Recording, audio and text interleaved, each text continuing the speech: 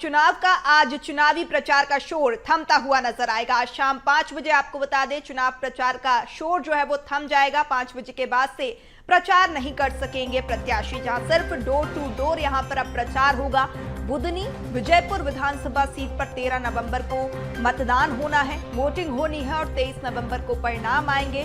दोनों ही high profile seat और 13 नवंबर को दोनों ही सीटों पर मतदान, 23 नवंबर को मतगणना, जहां आज इसके लिए उपचुनाव के लिए चुनावी शोर थमता हुआ नजर आएगा। शाम 5 बजे के बाद से चुनाव प्रचार प्रत्याशी नहीं कर सकते हैं, सिर्फ डोर टू डोर यहां पर प्रचार प्रत्याशी कर पाएंगे। बुधनी और विजयपुर विधानसभा सीट पर 13 नवंबर को मतदान होना है, जहां हाई प्रोफाइल ये सीट, जहां एक तरफ बुधनी विधानसभा सीट की बात करें तो बीजेपी का गढ़ बुधनी विधानसभा सीट कही जाती है, वहीं अगर विजयपुर की बात करें तो कांग्रेस का यह गढ़ कई सालों से यह सीट रही है। तो रोचक ये उपचुनाव का रण कहीं ना कहीं, और चुनाव प्रचार में पूरी ताकत दोनों ही मुख्य राजनीतिक दल झोंकते हुए नजर आ रहे हैं। कोई कोर कसर दोनों ही मुख्य राजनीतिक दल नहीं छोड़ना चाहते हैं। बीजेपी की ओर से सीएम डॉक्टर मोहन यादव खुद चुनाव प्रचार की कमान संभाले हुए नजर आए हैं, तो वहीं कांग्रेस के भी कई दिग्गज नेता चुनावी रण में प्रचार प्रसार में पूरी ताकत झोंकते हुए नजर आ रहे हैं।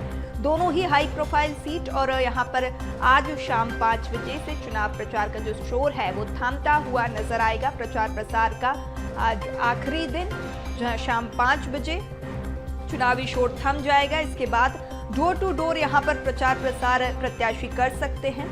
23 नवंबर को यहां पर परिणाम आएंगे, जहां 13 नवंबर को मतदान होंगे। दोनों ही हाई प्रोफाइल सीट, और यहां पर आज प्रचार प्रसार का अंतिम दिन 5 बजे आज चुनाव प्रचार का जो शोर है वो थमता हुआ नजर आएगा। इसके बाद सिर्फ यहां पर डोर टू डोर प्रत्याशी जो है वो प्रचार प्रसार करते हुए नजर आएंगे। आज शाम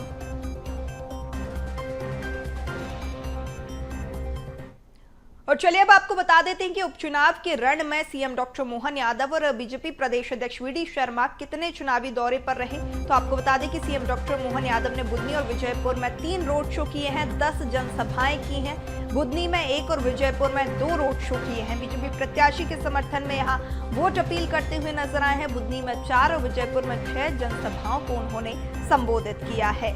कुल 10 जनसभाओं को संबोधित किया है। बीजेपी प्रदेश अध्यक्ष वीडी शर्मा की बात करें तो 7 जनसभा उन्होंने की हैं, 3 रोड शो किए हैं। बुधनी में 1 और विजयपुर में 2 रोड शो उन्होंने किए हैं। तो पूरी ताकत यहां बीजेपी के दिग्गज झोंकते हुए नजर आए हैं। बुधनी में 3, विजयपुर में 4 जनसभा को प्रदेश अध्यक्ष वीडी शर्मा ने संबोधित किया है। सीएम डॉक्टर मोहन यादव ने बुधनी और विजयपुर में 3 रोड शो और 10 जनसभाएं की हैं।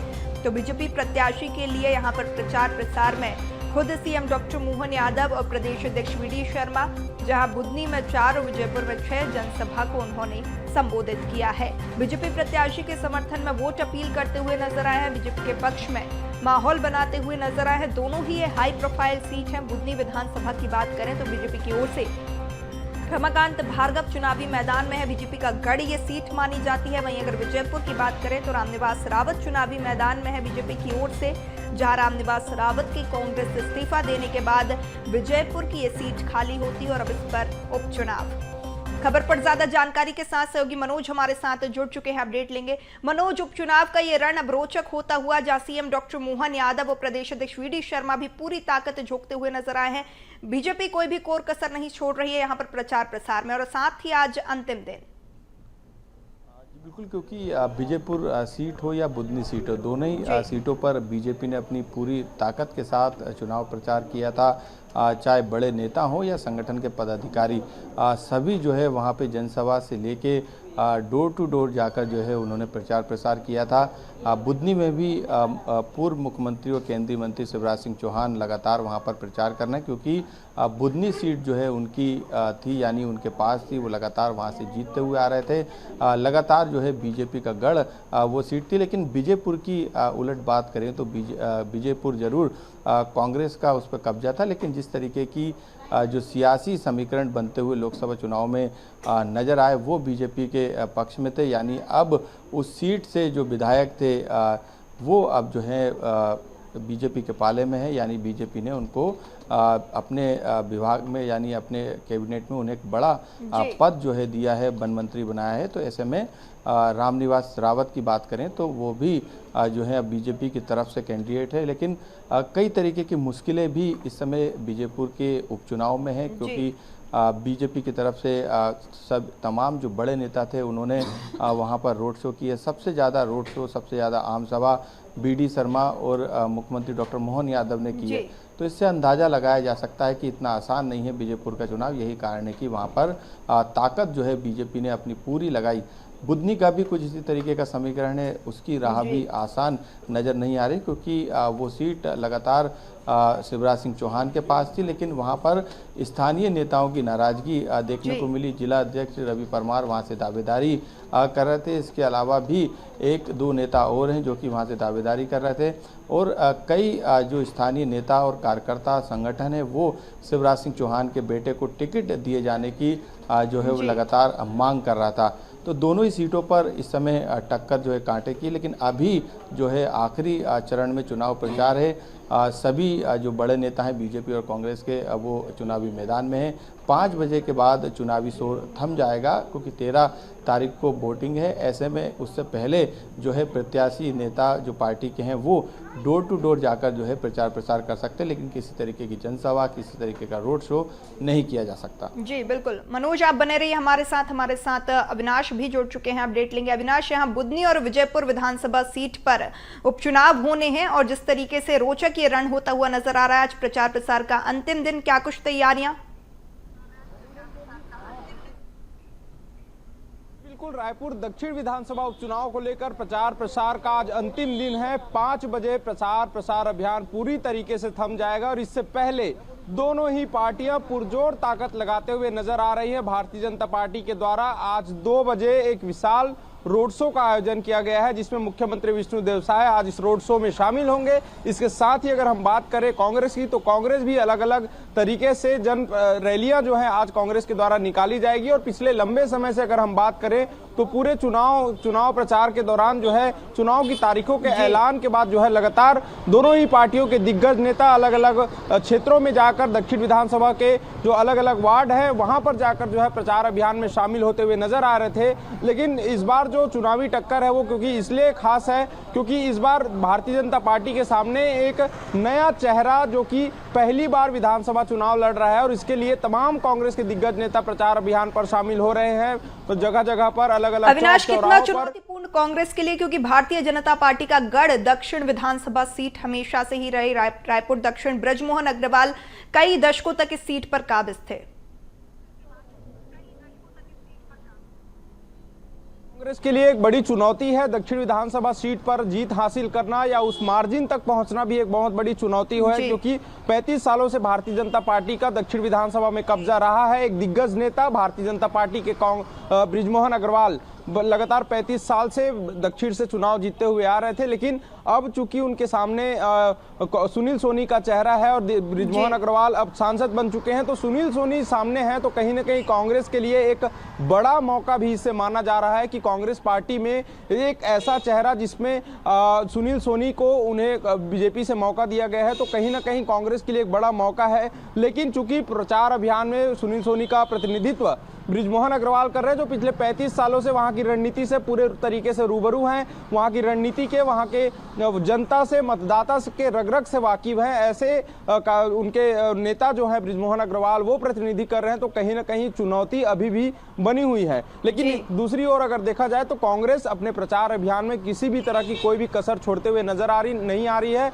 उनके जो पूर्व मुख्यमंत्री हैं, नेता प्रतिपक्ष हैं, तमाम पूर्व मंत्री हैं, वो एक एक वार्डों से लेकर एक एक क्षेत्रों पर अलग अलग बूथ स्तर पर प्रचार अभियान में शामिल हो रहे हैं। और इससे साफ तौर पर कांग्रेस पार्टी किस तरह से दीपक बैज के नेतृत्व में, क्योंकि युवा प्रदेश अध्यक्ष हैं, और उनके नेतृत्व में जिस तरह से ये रणनीति बिल्कुल अविनाश, तो दोनों ही मुख्य राजनीतिक दलों की ओर से प्रचार प्रसार का जो दौर है वो चरम पर है। आप बने रहिए हमारे साथ। मनोज, भारतीय जनता पार्टी की तैयारियां तो जोरों पर है, रोड शो भी, सीएम डॉक्टर मोहन यादव खुद चुनावी मैदान में है, प्रचार प्रसार की कमान संभालते हुए नजर आ रहे हैं, प्रदेश अध्यक्ष की ओर से जनसभाएं की जा रही हैं। कांग्रेस की क्या कुछ स्थिति, कितनी तैयारियां कांग्रेस की? कांग्रेस की तरफ से भी जो तमाम दिग्गज नेता हैं, संगठन के जो पदाधिकारी हैं, इसके साथ प्रदेश कांग्रेस अध्यक्ष जीतू पटवारी से लेके दिग्विजय सिंह, नेता प्रतिपक्ष उमंग सिंगार, अजय सिंह, राहुल, ये तमाम बड़े चेहरे जो कांग्रेस की तरफ से हैं, उन्होंने भी बुधनी सीट पर जो है अपनी पूरी ताकत जो है चुनावी प्रचार में झोंक दी है। क्योंकि बुधनी के जिस तरीके के समीकरण बन रहा है और राजकुमार पटेल को कांग्रेस ने अपने प्रत्याशी बनाया है, ऐसे में किरार समाज यानी जातिगत फैक्टर भी वहां पर देखा गया है। किरार समाज से वो आते हैं और ऐसे में पहले क्योंकि एक बार वो जीत चुके हैं बुधनी सीट को, तो ऐसे में एक दाव जो है कांग्रेस ने यहाँ पर लगाया। लेकिन दूसरी तरफ यदि बात करें बीजेपुर की, तो बीजेपुर में दल बदल जैसे नारे जो है वो कांग्रेस की तरफ से सुनाई दे रहे हैं। दल बदल को लेकर जो है बीजेपुर में लगातार एक तरीके से अलग माहौल बनाने की कांग्रेस ने कोशिश की। जीतू पटवारी से लेके तमाम बड़े नेता जो थे बीजेपुर में पहुंचकर यही बात बीजेपुर की जनता से कह रहे हैं कि जो नेता जनता को धोखा देकर पार्टी छोड़कर दूसरी पार्टी में शामिल हो गया सिर्फ एक वन मंत्री के पद के लिए, मंत्री पद के लिए, वो जनता की कैसे सेवा करेगा। तो दोनों ही पार्टियों की तरफ से अलग अलग समीकरण के तहत चुनाव प्रचार में दम भरा जा रहा है। लेकिन 5 बजे तक का ही समय है, जनसभा कर ले, रैलियां कर ले, रोड शो कर लें, उसके बाद जो है ये चुनावी प्रचार, ये चुनावी शोर जो है वो 5 बजे के बाद थम जाएगा। जी मनोज, जमीनी स्तर पर अगर देखें तो क्या कुछ समीकरण बनते हो, क्योंकि कांग्रेस लगातार ये मुद्दा भुनाने की कोशिश कर रही है, जैसा कि आपने जिक्र किया कि मात्र वन मंत्री के पद के लिए जो इंसान पार्टी बदल सकता है वो जनता के हित में नहीं है। जी बिल्कुल, क्योंकि दोनों ही पार्टियों ने अपने अपने प्रत्याशियों को उतारा जरूर है, लेकिन इसके पीछे भी कई समीकरण होते हैं। वन मंत्री बनाए गए हैं निवास रावत, क्योंकि उनको लेके ये कहा जाता है कि कांग्रेस की तरफ से वो लगातार जीतते हुआ है, कांग्रेस का जो है वो गढ़ था। लेकिन अब क्योंकि वो बीजेपी के पाले में है, ऐसे में बीजेपी उसी समीकरण के लिहाज से जनता के बीच में जा रही है और जो कामकाज है बीजेपी सरकार के उसे गुनाने का काम किया जा रहा है। और वन मंत्री पद देने के बाद जो है बड़ा कद भी जो है उन्हें दिया गया है, इस बात को भी जनता के बीच में रखा जा रहा है। तो संगठन ने भी अपनी पूरी ताकत लगा दी है। हालांकि कांग्रेस की तरफ से जो समीकरण है वो दूसरे लिहाज से वहाँ पे बैठाने की कोशिश की जा रही है। जीतू पटवारी, उमंग सिंगार, अजय सिंह, राहुल, दिग्विजय सिंह जैसे बड़े नेता जो हैं लगातार चुनावी मैदान में है। बुधनी में भी एक अलग तरीके की जमावट जो है कांग्रेस के द्वारा की गई है, लेकिन यहाँ पर कमलनाथ के प्रचार प्रसार में शामिल नहीं होने को लेकर भी बीजेपी लगातार जो है कांग्रेस को घेरती हुई नजर आ रही है। तो दोनों ही पार्टियों के अपने अपने दावे हैं, अपने अपने वादे हैं, क्योंकि 5 बजे तक का समय है, चुनावी प्रचार कर सकते हैं, रैलियां कर सकते हैं, आम सभा कर सकते हैं, जनसभा कर सकते हैं।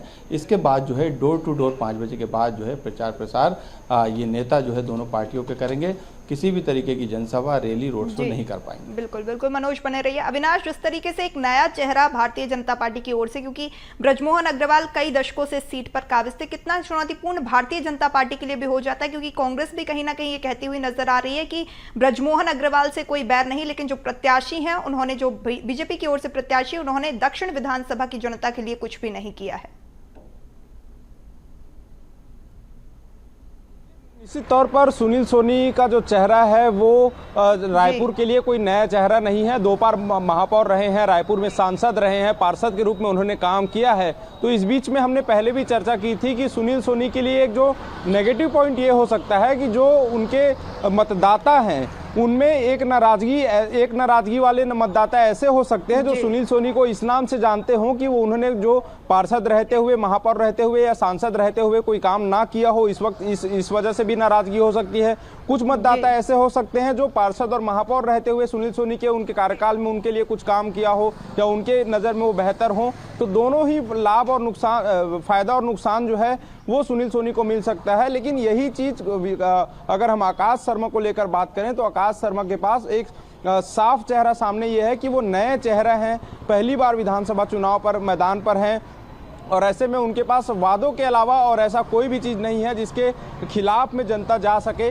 दूसरी बड़ी बात यह है कि दोनों, अगर बीजेपी से अगर हम प्रत्याशी की अगर बात करें तो कई प्रत्याशी जो है, कई दावेदार के नाम जो है सामने आ रहे थे। अब चुनाव के आखिरी दिन में या फिर मतदान के दिन में यह पता चल जाएगा कि जो दावेदारी कर रहे थे, चाहे वो भारतीय जनता पार्टी के हो चाहे कांग्रेस पार्टी को हो, उन दावेदारों को जब टिकट नहीं मिली, क्योंकि 35 सालों से बृजमोहन अग्रवाल के नाम पर वो सीट रिजर्व होते आ रही थी। बृजमोहन अग्रवाल वहां से चुनाव जीतते आ रहे थे और ऐसे में दूसरे भारतीय जनता पार्टी के नेता को वहां से मौका मिला ही नहीं। और जब मिला मौका तो सुनील सोनी को मिला, जो कि पहले 2 बार महापौर रह चुके हैं, सांसद रह चुके हैं। तो नए चेहरे या नए उम्मीदवार जो दावेदार हैं, उन्हें काफी उम्मीद थी कि जो सालों साल से उस क्षेत्र में काम करते आ रहे हैं उन्हें मौका मिलेगा। तो उस बीच में ऐसे दावेदार जो नाराज होंगे, उनका भी एक नुकसान पार्टी में देखने को मिल सकता है। बिल्कुल अविनाश, तो कहीं ना कहीं रोचक ये रण होता हुआ अब देखने वाली बात होगी 13 नवंबर को मतदान के बाद क्या कुछ परिणाम आते हैं, जनता किसके साथ है। आप दोनों ही का तमाम जानकारी साझा करने के लिए आपका बहुत शुक्रिया। चलिए, खबर पर ज्यादा जानकारी के साथ धीरज हमारे साथ जुड़ चुके हैं, अपडेट लेंगे। धीरज, कहीं ना कहीं रोचक ये रण अब बुधनी विधानसभा का होता हुआ नजर आ रहा है, क्या कुछ समीकरण बनते हुए नजर आ रहे हैं? बिल्कुल पूर्वी आपको बता दूं कि अगर श्योपुर जिले की अगर हम बात करें, विजयपुर विधानसभा का चुनाव अब जातिगत समीकरणों में उलझता हुआ नजर आ रहा है। हालांकि चुनाव में भाजपा और कांग्रेस की टक्कर है, लेकिन आमने सामने के इस मुकाबले में इस बार कई बड़ी जातियां लेकर की भूमिका नजर आ रही है। यही वजह है कि दोनों दल से संबंधित जाति के वोट बैंक को साधने के लिए जाति के नेताओं को मैदान में उतार रही है, ताकि जातिगत मतदाताओं को दिखाया जा सके।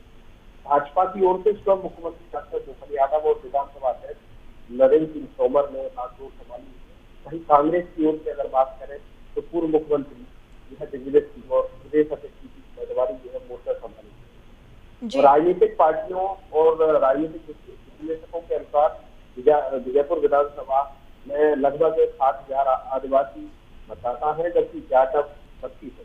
और अगर बात की जाए कुशवाहा समाज की तो 26,000 कुशवाहा समाज के मतदाता। बिल्कुल धीरज, तो रोचक ये रण होता हुआ हमारे साथ शिवराज भी जुड़े हुए हैं। शिवराज, क्या कुछ स्थिति यहाँ पर बुधनी विधानसभा सीट की, जिस तरीके से भारतीय जनता पार्टी का ये गढ़ सीट रही है?